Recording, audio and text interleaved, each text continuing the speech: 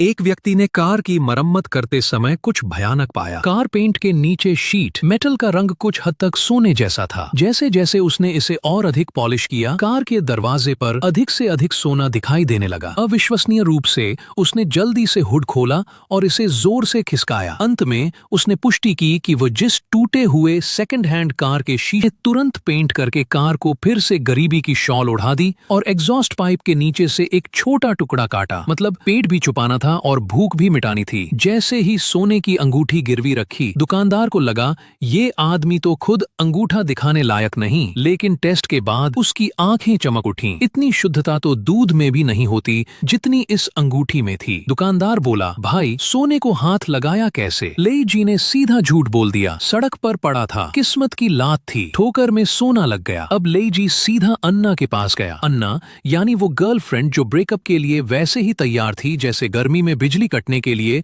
दिल्ली तैयार रहती है। लेकिन सोने के नोट देखकर उसका दिल भी पिघल गया और दोनों ने मिलकर इतने खर्चे किए जैसे जिंदगी कोई शॉपिंग फेस्टिवल हो। पर ध्यान नहीं था कि ये सोना शुभ लाभ नहीं बल्कि शकुन अपशकुन वाला था, क्योंकि लोकल गिरोह इसका दीवाना था और मोहरे की दुकान का मालिक वो तो निकला पूरा सीआईडी वाला जासूस। असल में ये गिरोह अपने पुराने बॉस की छोड़ी विरासत ढूंढ रहा था, सोने की कारें। पर उन्हें ये नहीं पता था कि सोना कहाँ छिपा था।